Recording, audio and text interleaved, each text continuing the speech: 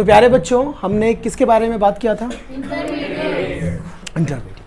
अब इंटरमीडिएट में हमने देखा था कार्बोकटायन, कार्बो अनायन और फ्री रेडिकल। मैंने आपसे एक सवाल पूछा था, याद है? Yes sir. कि फ्री रेडिकल जो है भाई वो इलेक्ट्रोफाइल है कि न्यूक्लियोफाइल है? तो क्या इसका जवाब है? इलेक्ट्रोफाइल। एकदम सही पकड़ लिया आपने भाई साहब, इलेक्ट्रॉन की कमी है।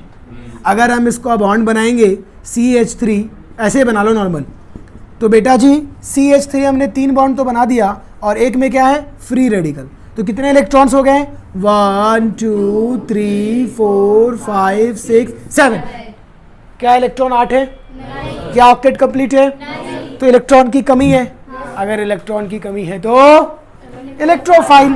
अरे जिसकी कमी है उसी को पाने की तमन्ना रहेगी ना। इलेक्ट्रॉन की कमी है और इलेक्ट्रॉन को पाने की, इसीलिए कौन सा फाइल? इलेक्ट्रोफाइल। पक्का? बहुत सिंपल क्वेश्चन दिया था, बहुत ज़्यादा टफ नहीं था बेटा जी। अब आइए, अब मैंने आपको बताया था कि ऑर्गेनिक रिएक्शन के अंदर बेटा जी 2 चीज़ें होती है, याद है? मान लीजिए A + B give C + D। तो एक जो होता है वो हमारा होता है सबस्ट्रेट, जिस पे अटैक होगा, याद है? Yes sir. और एक हमारा होता है रिएजेंट, यानी कि जो अटैक करेगा, जो अटैक करेगा। बेटा मार्कर ले लो जरा, जो अटैक करेगा, ब्लैक वाला। अब रिएजेंट अटैकिंग रिएजेंट है, अटैकिंग स्पेसी। अब अटैकिंग स्पेसी बेटा 2 तरीके से हो सकती है, एक होगा न्यूक्लियोफाइल और एक होगा इलेक्ट्रोफाइल। और हम इलेक्ट्रोफाइल और न्यूक्लियोफाइल का मतलब बहुत अच्छे से समझ चुके, बहुत अच्छे से समझ चुके, बराबर।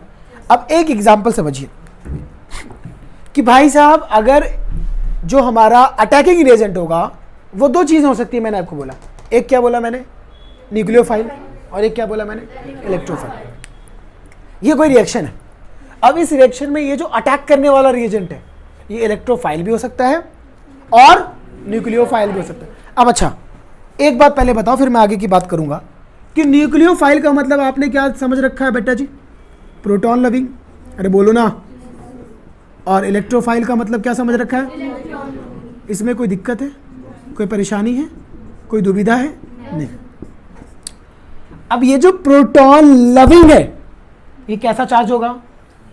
Negatively charge species. अरे बोलो ना, कौन सा? Negatively charged species. कौन है?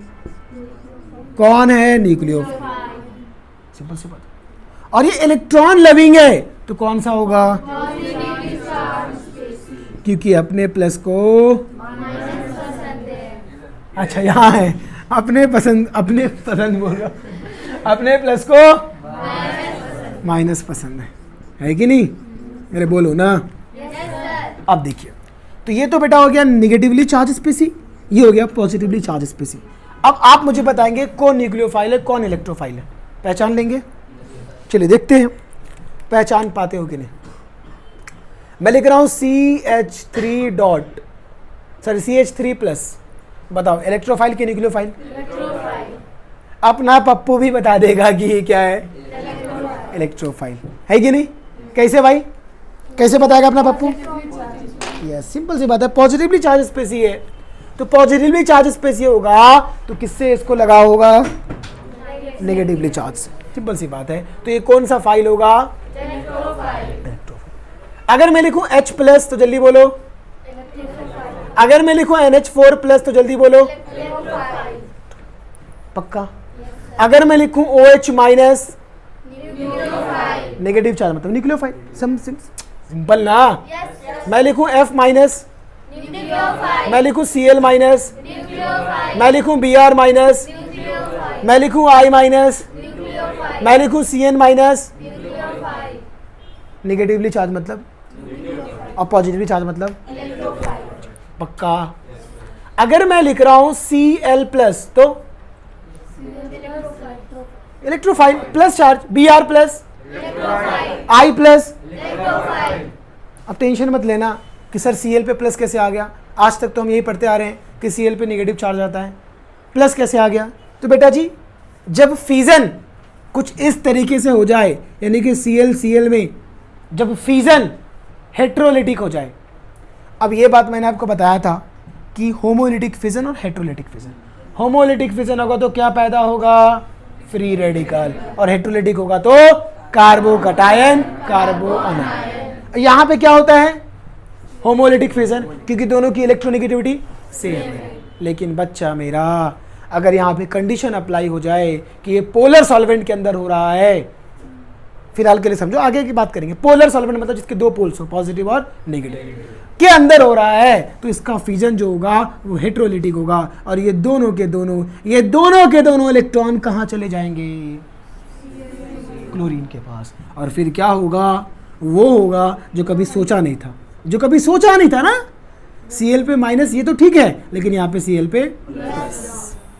इस तरीके से Cl पैदा हुआ। इसको क्लोरियम आयन बोलते हैं, क्लोरीनियम आयन। क्लोरीन में यम लगा देते हैं, क्लोरीनियम आयन। ठीक, खैर अपना विषय ये नहीं है कि कैसे क्या, अपना विषय ये है कि कौन न्यूक्लियोफाइल है और कौन पक्का। लेकिन अपना ये जानना जरूरी था कि Cl प्लस पैदा कैसे होता। इसका नाम लिख देता हूँ, क्लोरीनियम आयन, और इसका नाम चलोराइड आयन। सही है ना? माइनस चार्ज रहेगा तो आइड, और प्लस आएगा तो यम। ठीक, पक्का? इतना समझ में आ गया? न्यूक्लियोफाइल का मतलब कौन सी स्पेसी भाई? Negatively charge species. एग्जाम्पल बोलो ना, यहाँ लिखा हो ना, Cl minus, Br minus, F minus, I minus, Cn minus, OH minus, et cetera. कोई दिक्कत, कोई परेशानी, कोई दुविधा? अब न्यूक्लियोफाइल में इलेक्ट्रोफाइल का एग्जाम्पल बोलो जल्दी से बेटा जी। H plus, CH3 plus, NH4 plus, Cl plus, Br plus, etcetera. ठीक, अब मैं आपके सामने एक स्पेसी लिख रहा हूँ, आप मुझे बताएंगे इलेक्ट्रोफाइल है कि न्यूक्लियोफाइल है। ठीक, NH3। अब ये NH3 कौन सा फाइल है? इसके पास ना नेगेटिव चार्ज है, इसके पास ना पॉजिटिव चार्ज है, तो ये कौन सा फाइल है? इलेक्ट्रोफाइल या न्यूक्लियोफाइल या नो फाइल? या नो फाइल, कोई फाइल ही नहीं है, बताओ। चलो मैं बताता हूं।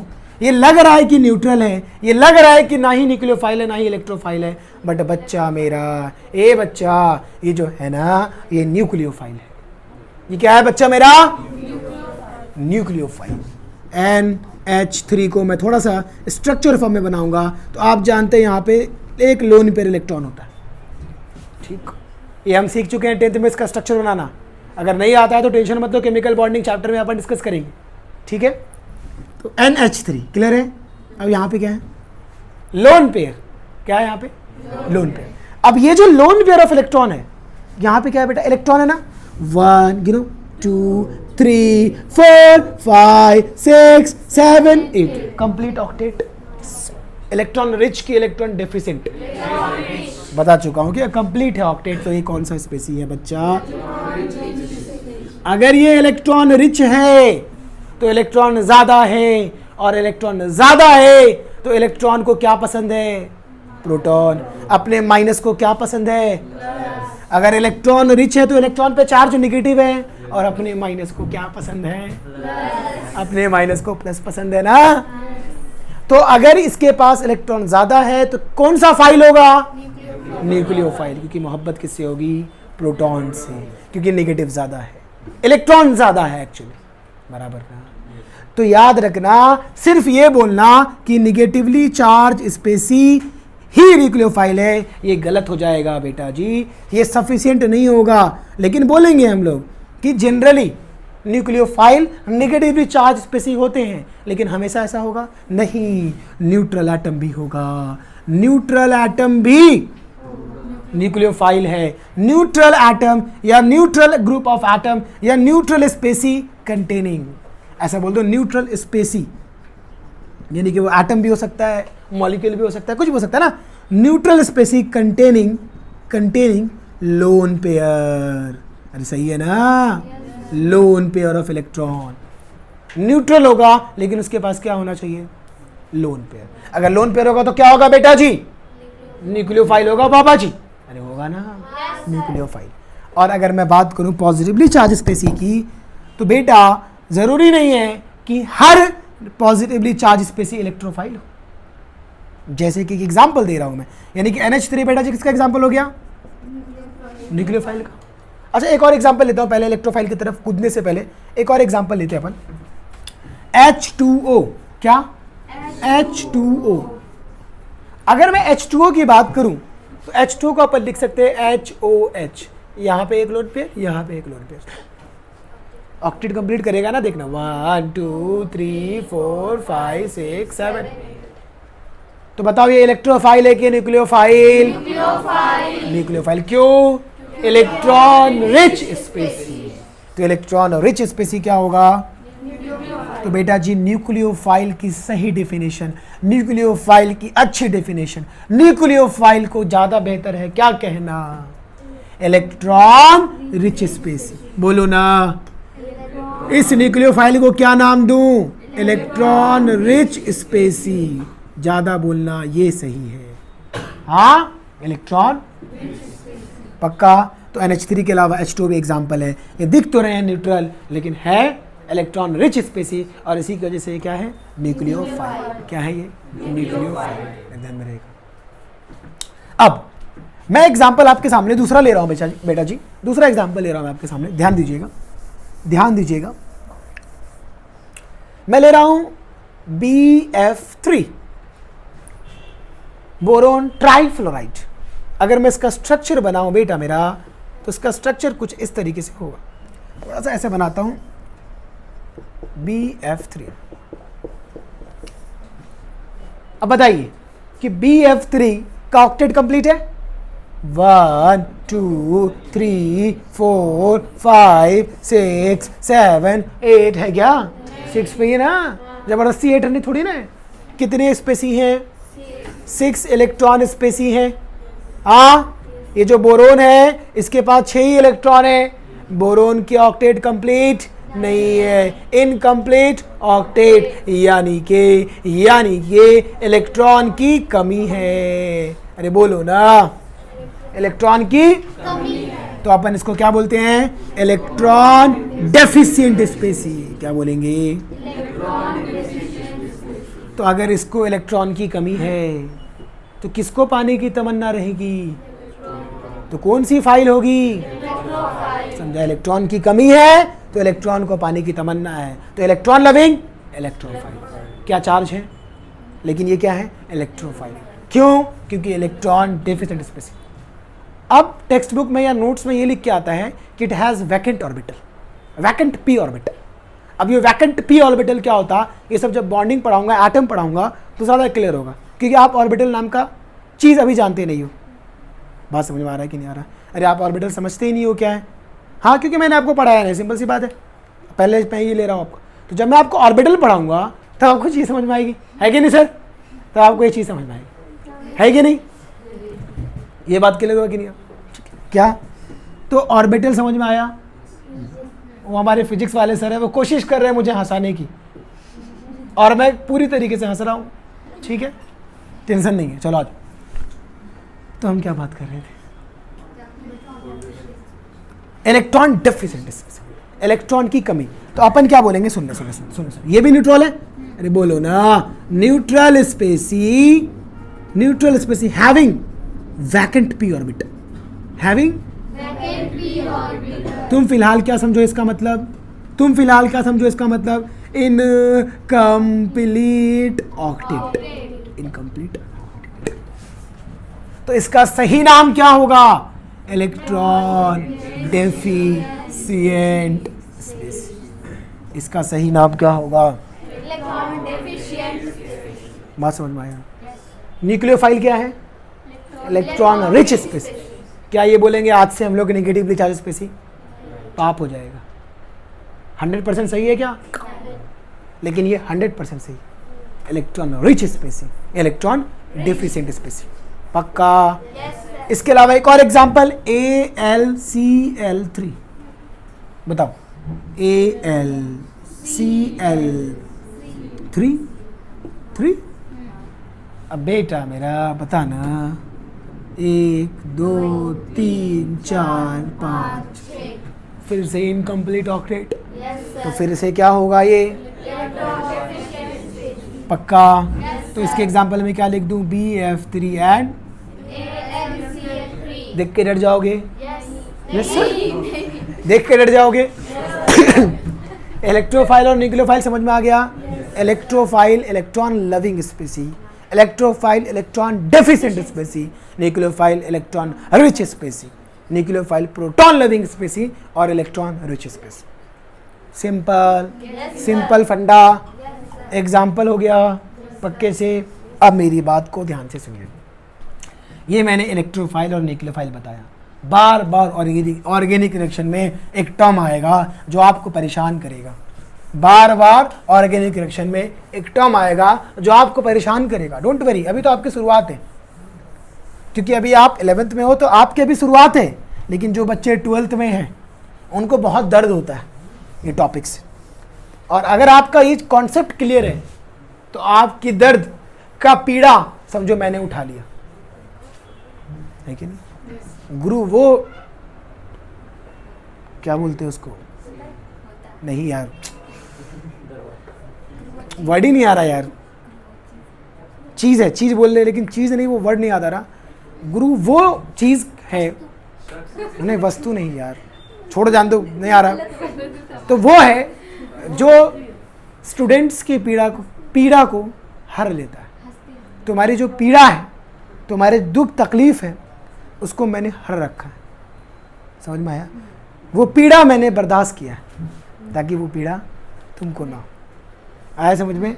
तो देखो कौन सा दर्द है, उस दर्द की बात करते हैं। कोई ऐसा वीडियो नहीं होता है जिसमें मार कर नहीं गिरता है, हाँ है कि नहीं? इधर देख, क्या हो रहा है आज? नहीं बेटा, बहुत पैसा लगा है। हाँ, एक टर्म है इलेक्ट्रोफिलिक सेंटर। क्या क्या क्या क्या? Electrophilic centre and nucleophilic centre. कौन सा centre? Nucleophilic centre. Electrophilic centre, nucleophilic centre. अब इलेक्ट्रोफिलिक मतलब इलेक्ट्रॉन लविंग सेंटर। अरे यार नाम से पता चल रहा ना। क्या? Electron loving centre. Electron loving centre. ऐसा सेंटर जिसको इलेक्ट्रॉन से मोहब्बत हो। हाँ, ऐसा सेंटर प्रोटॉन से मोहब्बत हो। ठीक? अरे ठीक है। अब देखो मेरी बात देखो, मेरी बात देख रहे हो आप? देखो यहाँ पे ये मैं लिख रहा हूँ NH3 लिख रहा हूँ। अरे लिख रहा हूँ कि नहीं लिख रहा हूँ? अब ये NH3 अब ये मान लीजिए मैं मान रहा हूँ यहाँ पे OH माइनस है। OH माइनस, कोई दिक्कत है, कोई तकलीफ? मान ले OH माइनस। अब इस नाइट्रोजन के पास क्या है? Lone pair. ठीक है, एक मिनट, OH3 नहीं, H प्लस ले लेता हूँ। H प्लस इसके पास लोन पेयर है। ये कौन सा फाइल है? जल्दी बताओ ना। Electrophile electron rich species. और ये क्या हो गया? Positively charge species, nucleophile. अरे बोलो ना, न्यूक्लियोफाइल। अगर मैं इस NH3 को स्ट्रक्चर फॉर्म में बनाऊं बेटा, मेरा स्ट्रक्चर फॉर्म में, तो ये N, ये H, ये H और ये H और ये लोन पेयर। कोई दिक्कत? अब मुझे बताइए कि ये H प्लस होगा, ये कहाँ अटैक करेगा? ये H के पास, कि ये H के पास, कि ये H के पास, कि ये N के पास? जिसके पास इलेक्ट्रॉन होगा उसी के पास ना, क्योंकि अपने प्लस को क्या पसंद है? माइनस पसंद है। तो बताओ किस पर अटैक करेगा? अरे नाइट्रोजन पे ना बेटा, क्योंकि इसके पास इलेक्ट्रॉन है ना, इसके पास थोड़ी है। तो ये कहाँ अटैक करेगा? इस नाइट्रोजन पे, इस नाइट्रोजन। तो इस पूरे ग्रुप ऑफ एटम में कहाँ पे अटैक हो रहा? नाइट्रोजन पे। तो इस सेंटर का नाम है इलेक्ट्रोफिलिक सेंटर, क्योंकि इलेक्ट्रोफाइल है। समझा कि नहीं समझा? अरे समझा कि नहीं समझा? ये पूरा क्या? इलेक्ट्रोफाइल। और इस सेंटर को क्या बोलूंगा मैं? Electrophilic centre. Electrophilic centre. अच्छा, न्यूक्लियोफाइल। अरे यार बर्बाद हो गया मैं बर्बाद हो गया। देखा, मैं बर्बाद हो गया ना? कहाँ बर्बाद हुआ? बच गया। ये कौन सा फाइल है? अरे भाई इलेक्ट्रॉन रिच स्पेसी न्यूक्लियोफाइल, तुम लोग ध्यान नहीं दे रहे हो। सर आप ही गलत लिख रहे हो, तो तुम कहाँ ध्यान दे रहे हो? अच्छा दे दिए, हाँ। तो बेटा जी ये न्यूक्लियोफाइल है, इलेक्ट्रोफाइल अटैक कर रहा किस पे? ऐसे सेंटर पे जो न्यूक्लियोफाइल है, तो उस सेंटर का नाम क्या होगा? न्यूक्लियोफिलिक। समझा? Nucleophilic centre, a group of atom in which, a group of atom in which, या इलेक्ट्रोफाइल, इलेक्ट्रोफाइल छोड़ दो, a group of atom in which, और in which atom is attacked by any reagent is called centre. और अगर electrophile होगा तो electrophilic centre, nucleophile होगा तो न्यूक्लियोफिलिक सेंटर। हाँ समझा? जब ग्रुप ऑफ एटम में या कोई एटम में या किसी मॉलिक्यूल में किसी सेंटर पे, किसी मॉलिक्यूल में सेंटर पे बोले तो उस एटम पे जो कि न्यूक्लियोफाइल होगा, और उस पे अगर अटैक होगा तो उसको क्या बोलेंगे? न्यूक्लियोफिलिक। अरे समझा क्या नहीं समझा बोलना भाई। ये पूरा क्या है? न्यूक्लियोफाइल। ये पूरा क्या है? न्यूक्लियोफाइल। और ये क्या है? Nucleophilic centre. आया समझ? अटैक कौन किया? तो H+ क्या हो गया? Attacking reagent. और ये क्या हो गया? सबस्ट्रेट। समझा कि नहीं समझा? बार बार ऑर्गेनिक रिएक्शन में यही होगा। और ये क्या बनाएगा? अगर प्रोडक्ट चाहिए आपको तो वही बता देता हूँ, ये बना देगा H अटैक करके आ गया यहाँ पे H। अब इसके पास पॉजिटिव चार्ज आ गया। अगर यही कहानी कुछ इस तरीके से हो, किस तरीके से सर? इस तरीके से। किस तरीके से? इस तरीके से। ये देखो, तुम लोग सोच रहे हो कि ये आदमी ना पूरा पागल है, सोच रहे हो ना? सोच रहे हो कि नहीं सोच रहे हो? देख बोल रहा हाँ। सोच रहे हो कि नहीं सोच रहे हो? सर सोच रहे हैं लेकिन बताएंगे नहीं। BF3 है कि नहीं? मन में बोल रहे हो कि बात तो सही बोला ही यार, पागल तो ये आखिरी है कि नहीं? NH3। अब ये लोन पेयर ऑफ इलेक्ट्रॉन है। अरे है क्या है? Lone pair of electron. बताओ ये कौन सा चार्ज? इसका नाम क्या है? न्यूक्लियोफाइल। Electron rich species. और ये इनकम्प्लीट ऑक्टेट, इलेक्ट्रोफाइल। क्या होगा? ये अटैक करेगा बोरोन के पास। क्यों? क्योंकि बोरोन को इलेक्ट्रॉन की कमी है, तो बोलेगा ले तू अपने इलेक्ट्रॉन की कमी पूरा कर ले। तो ये बोरोन क्या हो जाएगा? Electrophilic centre. कोई दिक्कत? कोई दुविधा? कहानी समझ में आया?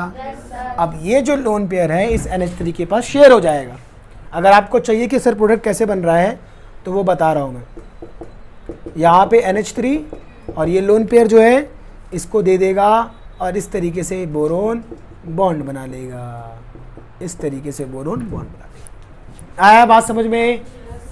तो कहने का मतलब बहुत सारे रिएक्शन देखेंगे जिसमें बार बार इलेक्ट्रोफाइल इलेक्ट्रोफाइल आपको दर्द देगा। इससे पहले मैंने दर्द की बीमारी खत्म कर दी। आया कि नहीं आया समझ? क्या? मैंने दर्द की बीमारी खत्म कर दी। शिक्षक बच्चों के दर्द को, बच्चे को पीड़ा को क्या बोलते हैं उसको? कम कर, हर लेता है। हाँ तुम्हारी पीड़ा हर गई, खत्म हो गई। अरे बात समझ में आया बच्चों? तो हमने क्या देखा अभी? इलेक्ट्रोफाइल और न्यूक्लियोफाइल, फिर electrophilic centre, electrophile electron rich species, electron deficient species, nucleophile electrophile positively charge species. Yes ना? हाँ कंफ्यूज मत हो यार। और nucleophile negatively charge species. Electrophile को बेटा जी, इलेक्ट्रोफाइल को अपन E+ से दिखाते हैं और न्यूक्लियोफाइल को Nu- से दिखाते हैं। किससे दिखाते हैं? इलेक्ट्रोफाइल कहां अटैक करेगा? न्यूक्लियोफिलिक सेंटर पे। और न्यूक्लियोफाइल कहां अटैक करेगा? Electrophilic centre. न्यूक्लियोफिलिक सेंटर क्या होता? किसी न्यूक्लियोफाइल का वो एटम जिसके पास इलेक्ट्रॉन ज्यादा होगा वो न्यूक्लियोफिलिक सेंटर होगा। इलेक्ट्रोफिलिक सेंटर क्या होता? किसी इलेक्ट्रोफाइल का वो एटम जिसके पास इलेक्ट्रॉन की कमी होगी। इलेक्ट्रोफाइल कहाँ अटैक करेगा? न्यूक्लियोफिलिक सेंटर पे। न्यूक्लियोफाइल कहाँ अटैक करेगा? इलेक्ट्रोफिलिक सेंटर पे। बहुत टफ था। अब जब ये बेसिक्स आपका इंटरमीडिएट वाला पार्ट समझ में आ गया, कहानी समझ में आ गई, हमने इस इंटरमीडिएट के खेला को समझने के लिए इतनी कहानी रची है।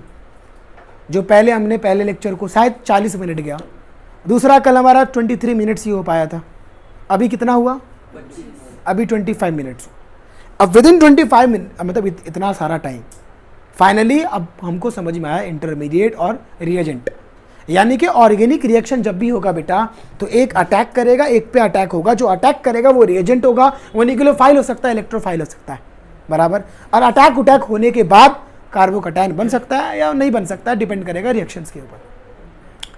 कार्बोकटायन और कार्बोअनायंस एक इंटरमीडिएट होते हैं जिसकी हाफ लाइफ टाइम 10⁻⁶ सेकेंड होती है। वो बहुत जल्दी गायब हो जाता है, बराबर। कुछ टाइम के लिए बनता है, लेकिन याद रखना उसका बनना बहुत ज़रूरी है। उसके बनने की वजह से ही प्रोडक्ट बनता है। यानी कि कोई रिएक्शन, मैंने आपको बताया था कि कोई रिएक्शन अगर ए से लेके सी हो रहा है, ए से लेके कोई रिएक्शन सी हो रहा है बेटा, तो उसके अंदर का स्टेप्स जो है वो कैसे हो रहा है? ए से बी और बी से सी। एक्चुअली वो 2 स्टेप में हो रहा है। इसी स्टेप बाय स्टेप स्टडी को हम लोग बोलते हैं रिएक्शन मैकेनिज्म। क्या बोलते हैं? Reaction mechanism. जो हमारा जीओसी पार्ट 2 रहेगा कि रिएक्शन काम कैसे करता है, हर एक स्टेप बाय स्टेप देखेंगे। तो वहाँ पे बार बार आएगा इलेक्ट्रोफाइल, बार बार आएगा न्यूक्लियोफाइल, तो आपको दर्द देगा ना, तो इसलिए मैंने पहले बता दिया। बात समझ में आया? अब ये बार बार जो बी जो कट जा रहा है, इसी का नाम है इंटरमीडिएट, जो कार्बोकटायन, कार्बोअनायन और फ्री रेडिकल। बात समझ में आया? बेसिकली 3 है, और भी होते हैं, कार्बीन होते हैं, नाइट्रीन होते हैं, तो वो सब अभी अपने को जानना नहीं, इसलिए मैंने बात नहीं की। अब हम इसके बाद the most important topic GOC का स्टार्ट करेंगे, जिसमें बच्चों को बहुत ज़्यादा परेशानी रहती है, जिसका नाम है electronic effect. Electronic effect, electron का डांसिंग वाला कहानी। उसमें इलेक्ट्रॉन के 2 अलग अलग इफेक्ट हैं, एक टेम्पररी इफेक्ट, एक परमानेंट इफेक्ट। टाइम क्या हो रहा है? 1:30 डॉट। ठीक।